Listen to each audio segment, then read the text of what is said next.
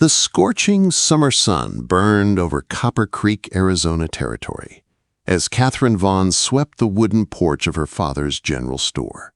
The dust swirled around her boots and clung to the hem of her blue cotton dress, but she barely noticed. Her mind was far away, 20 years back, beneath the old oak tree at the edge of town, where a boy with wild brown hair and dreams bigger than the sky had made her a promise. "I'll come back for you, Cat," he had said, his small hand gripping hers. "When I'm grown and got my own land, I'll come back." She had believed him then, believed him with all the innocent certainty of a 10-year-old girl. But that was half a lifetime ago. Now she was 30, and Kyle Fletcher was only a name she whispered sometimes in her prayers when the nights grew long and the wind made the house creak. "Catherine," her father's voice called from inside the store, "the Sawyer order's due by noon. Make sure the count's right." "Coming, Pa," she said, setting the broom aside. She wiped her hands on her apron and stepped back into the cool, shaded interior of the store. The familiar smell of coffee, leather, and pine soap met her. Comforting, predictable, the scent of her life. She worked quietly, tallying sacks of flour and bolts of cloth in her ledger. It was the same routine every morning, and she found peace in it, until the bell above the door jingled. "Be right with you," she said, not looking up as she finished the last line of figures. Then she lifted her head, and the pencil fell from her hand. A man stood in the doorway, tall and broad-shouldered, the afternoon sun framing him in gold. A dark Stetson shaded his face, but she saw enough. The strong jaw, the dust of the trail on his coat, the easy stance of a man used to open country. "Can I help you find something, sir?" Catherine asked, though her heart had already begun to beat faster for reasons she couldn't explain. The man stepped forward, removing his hat. Sunlight caught in his wheat-colored hair and revealed eyes the color of a gathering storm. "I'm looking for something I lost a long time ago," he said, voice low and rough from the trail. "A promise I meant to keep." For one breathless moment the world tilted. "Kyle?" she whispered. A slow smile spread across his face. "Hello, Cat." No one had called her that in 20 years. Her knees felt weak, and she gripped the counter for balance. "You're late," she managed, her voice trembling just enough to betray her. Kyle chuckled softly. "I know. Been practicing my apology for about 15 years. Before she could find her next breath, her father came out from the storeroom, rubbing his hands on a rag. "Who's this then, Catherine?" She turned toward him, her mind still reeling. "Pa, this is Kyle Fletcher. You remember? Samuel Fletcher's boy." George Vaughn peered closer, squinting through his spectacles. "Well, I'll be little Kyle Fletcher. You've grown some." "Yes, sir," Kyle said, smiling. "It's been a long time." George nodded approvingly. "Your folks still out in Colorado?" "They are," Kyle replied. "I've been ranching, mostly trail work, cattle drives, horse breaking, been all over the territories." "What brings you back to our corner of the world?" George asked. Kyle's gaze returned to Catherine. "I made a promise once," he said simply, "and I finally made enough of myself to keep it." Catherine's throat tightened. She remembered that promise, 2 children beneath the oak tree carving their initials into the bark, swearing they'd grow up and see the world together. She'd laughed, told him he'd forget by the time he was grown. He'd sworn he never would. "Well," George said, breaking the silence, "it's a fine thing to see a man who keeps his word. You staying at the hotel?" "I just got in," Kyle answered. "Hadn't arranged a place yet." "Nonsense," George waved a hand. "You'll stay here. There's a room upstairs since Michael moved west. No sense paying Peterson's highway robbery prices." "Pa," Catherine protested softly, but he ignored her. Kyle hesitated. "I wouldn't want to impose." "It's settled," George said, clapping him on the shoulder. "Catherine, show him upstairs." She led Kyle through the back hallway, her heart beating too fast, the air suddenly too warm. The stairs creaked beneath their steps. "Your father hasn't changed," Kyle said quietly behind her, "still making decisions for everyone." "He means well," she replied. "He's lonely since Ma died." At the top of the stairs, she opened a small room, the same one her brother had once occupied. "It's simple, but clean," she said. Kyle set down his saddlebags and glanced around. "It's more than I've had in most places," he said. Then his eyes softened as he looked at her. "You haven't changed, Kat." Catherine turned away, flustered. "We were children, Kyle." He stepped closer, his voice gentle but firm. "I know, but I meant every word I said under that oak tree. I never forgot." She looked down at their hands, hers pale, his tanned and calloused from years of work. 20 years is a long time to remember a childhood promise. "Some promises define you," he said quietly. Before she could reply, her father's voice called from below. "Catherine! Customers!" She pulled her hand away. "I'd better get back to the store." "I'll be down soon," Kyle said, as she descended the stairs. Catherine tried to steady her breathing. The boy she had once adored stood in her home again, a man now, with eyes that had seen far more than she could imagine. And though she told herself not to be foolish, not to let her heart race like a schoolgirl's, one truth pulsed in her chest with every beat. Kyle Fletcher had come back. And something deep inside her whispered that nothing in Copper Creek would ever be the same again. By the next morning, Copper Creek was buzzing with talk. News traveled faster than the desert wind, and word of Kyle Fletcher's return spread through the small Arizona town before breakfast. Some folks remembered his family fondly, others barely at all, but everyone was curious about the man who had come back after 20 long years. Catherine tried to ignore the whispers when she opened the store with her father. But it was hard not to notice the knowing looks, the questions half hidden in customers' smiles. "That cowboy staying upstairs. Someone said he's here for you," Mrs. Peterson whispered as she bought her flour. Catherine forced a polite smile and changed the subject, pretending not to blush. Kyle, meanwhile, had risen early. When she came downstairs, she found him already at work, hauling sacks of feed from the storeroom like he'd been part of the shop for years. "You don't need to do that," she said, though she secretly admired the easy strength in his movements. "Couldn't sleep," he replied with a grin. "Figured I'd make myself useful." Her father chuckled from behind the counter. "Hard worker, this one. Maybe he'll finally get you to take a break, Catherine." She gave them both a look that made her father laugh even harder. By mid-morning, the bell above the door jingled again, and Sheriff Tom Hollister stepped inside. His tall frame filled the doorway, his hat shadowing sharp blue eyes that rarely missed a thing.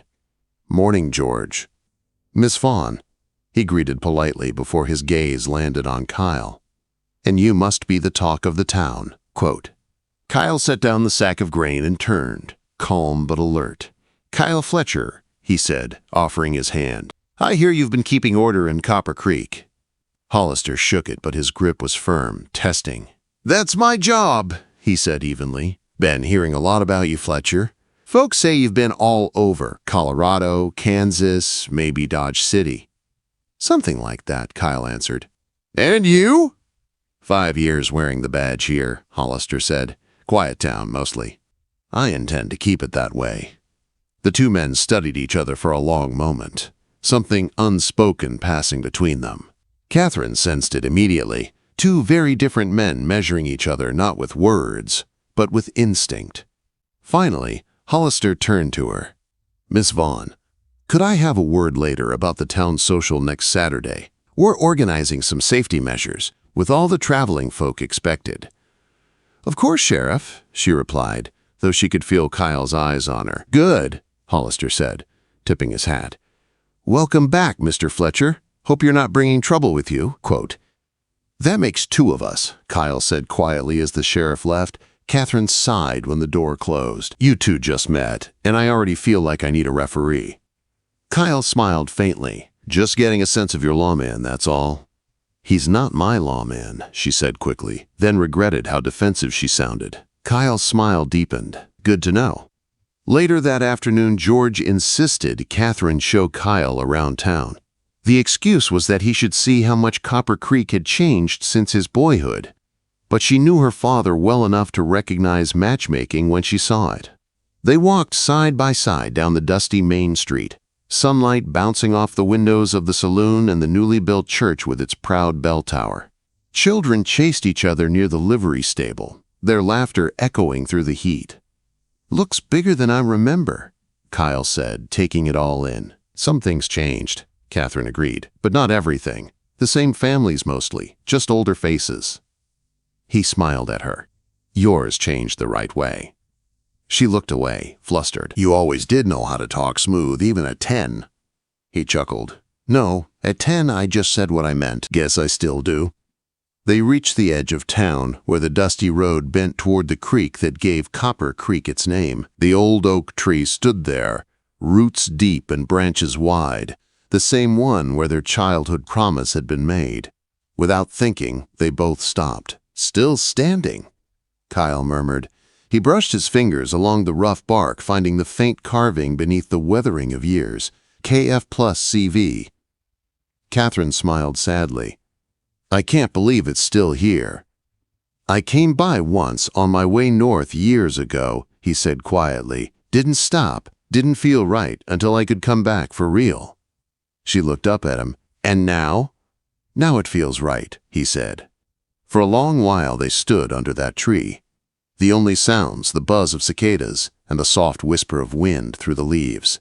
Childhood memories flickered between them like ghosts. The laughter, the dreams, the goodbyes that had hurt more than either had admitted back then. Finally, Catherine spoke, her voice soft. Why now, Kyle, after all this time? He hesitated, watching the sunlight filter through the branches.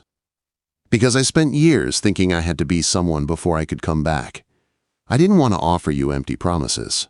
I wanted a home, land, something real. And now you have that? She asked. He nodded. Ranch in northern New Mexico, 500 head, a good spread. It's a decent life. She smiled faintly. It sounds like a dream come true. It would be, he said, looking at her again, if you were there to share it. The words caught her off guard. She stepped back slightly, her heart pounding. Kyle, that's not fair. You've been gone 20 years. We barely know each other anymore. Maybe, he admitted, but the years didn't change what I felt then, and seeing you now, I know they never will. She opened her mouth to argue, but before she could, a sound carried down the road, the rhythmic clatter of hooves. Sheriff Hollister was approaching on horseback, reins tight, his expression unreadable. Miss Vaughn, he said as he reined in beside them, nodding curtly to Kyle. Fletcher. Sheriff, Kyle replied evenly. Just making rounds, Hollister said. You folks shouldn't wander too far from town. Word from Silver Springs is the McAllister gang's been seen nearby. Kyle's eyes narrowed. They rob trains now, don't they? And banks, Hollister said pointedly, which means strangers riding into town tend to make folks nervous. Catherine frowned. Sheriff, that's enough. Kyle isn't. I didn't say he was, Hollister interrupted, tipping his hat, just being cautious. When he rode away, Catherine exhaled in frustration. He had no right to talk to you like that. Kyle shrugged, though his eyes were hard. He's protecting what he thinks is his. What's that supposed to mean? He looked at her steadily. It's plain as day, Cat. He's sweet on you. Catherine felt her face heat. You're imagining things. Maybe, Kyle said quietly. But I don't think so. They started walking back toward town, silence stretching between them. The air felt heavier now, charged with unspoken emotions. Neither of them knew how to name. By the time they reached the general store, the sun was sinking low, painting the sky in streaks of gold and rose. George waved to them from the porch. You two look like you've been chasing ghosts, he said cheerfully. Maybe we have, Catherine replied softly, glancing once more toward the distant oak tree. Kyle followed her gaze, his jaw tightening with quiet resolve. He'd kept his promise to come back. But he could already sense that keeping her heart might be the harder task, and one he didn't intend to lose. The Copper Creek church bell rang early that Sunday morning, echoing across the dusty valley. Catherine stood by her window, watching as the sun spilled over the rooftops, washing the town in gold. It had been only a week since Kyle's return, but already her quiet life felt turned upside down. She couldn't think straight anymore. Each day brought more time with him. His laughter in the store, his stories about the trail, the way his eyes softened when they met hers. And each night she'd lie awake, remembering the boy who had promised to come back, and the man who finally had. Downstairs, she could already hear Kyle's voice talking with her father. George's deep laugh boomed now and then, followed by Kyle's easy drawl. The sound filled her with a warmth she hadn't felt in years. When she came down, Kyle turned to her immediately. "Morning, Cat," he said, the nickname rolling off his tongue like it had never left his lips. "Morning," she replied, busying herself with coffee to hide her smile. George folded his newspaper. "Kyle's offered to help me with the supply run today," he said. "You might come along, Catherine. Fresh air will do you good." She hesitated, then nodded. "All right." By mid-morning, the wagon rattled out of town, the wheels cutting through the dry ruts of the trail toward the outlying farms. The air was warm, the scent of sage heavy on the breeze. Kyle held the reins, his hands steady, his hat tipped low to shade his eyes. "You've done well for yourself," Catherine said after a while. "Most men who leave never come back." Quote, "I had a reason," he said simply. She looked at him. 20 years is a long time to hold on to a reason. He glanced her way, eyes serious now. "Some promises don't fade, Cat. They get stronger with time." Her breath caught, and she turned her gaze to the horizon. "You're different from the boy I knew." "I had to be," Kyle said quietly. "This country changes a man. It teaches him what matters and what doesn't." "And what matters to you?" she asked, unable to stop herself. His voice softened. "Right now?" "You." The words hung between them, quiet but certain. Catherine didn't know what to say. Before she could answer, a rider appeared ahead, dust rising behind him. It was Sheriff Hollister. He reined up beside the wagon, his horse sweating from a hard ride. "Miss Vaughn." "Fletcher." His tone was clipped. "Need you both back in town." McAllister gang hit the bank in Silver Springs. They were seen heading this way. Catherine's heart lurched. "Pa!" "He's fine," Hollister said quickly. "But I'm organizing a defense in case they try Copper Creek next. I'll need every man who can shoot." Kyle nodded. "You'll have me." Hollister's eyes narrowed. "You sure about that? Word around is you've had dealings with outlaws before." Kyle's jaw tightened. "Not the kind that rob banks." "I'll stand with the town." "See that you do," Hollister said, spurring his horse and riding off in a cloud of dust. The ride back felt longer. Catherine said little, though her hands trembled slightly in her lap. The McAllisters were known for their ruthlessness. Kyle noticed the tension in her shoulders. "I won't let anything happen to you or your father," he said quietly. "You can't promise that." "I can promise I'll try." When they reached town, people were already boarding windows, moving wagons across the street to form makeshift barricades. The sound of hammering filled the air. Hollister stood in the center of Main Street, directing armed men toward the bank and general store. "Get your father inside," he ordered Catherine. "We'll make our stand here if they come." Kyle dismounted and tied off his horse, checking his revolver. "If they come from the east, they'll use the old freight road," he said to Hollister. "We should block it." Hollister glanced at him but didn't argue. "You take 2 men. Do it." Within minutes, Kyle was gone. Catherine helped her father barricade the store's windows, her heart pounding at every distant echo. Then, gunfire. The sound cracked across the valley like thunder. She froze. "Pa!" "Stay down, Catherine," George said, grabbing the shotgun. "More shots." Then, shouting. Somewhere outside, someone yelled Kyle's name. Catherine darted to the window, peering through the narrow slats. Smoke hung over Main Street. Hollister and his men fired from cover, and there, Kyle crouched behind a wagon, returning fire. One outlaw fell, another turned his horse and fled. Moments later, silence fell as suddenly as the storm had begun. When the smoke cleared, Kyle came limping down the street, his shirt torn, blood dark along his ribs. Catherine ran to meet him. "You're hurt." He shook his head, breath ragged. "Just a graze. It's over. They're gone." Quote. Hollister approached, clutching his own shoulder. "We got 3 alive, 2 dead. Good work, Fletcher." Kyle nodded. "You too, Sheriff."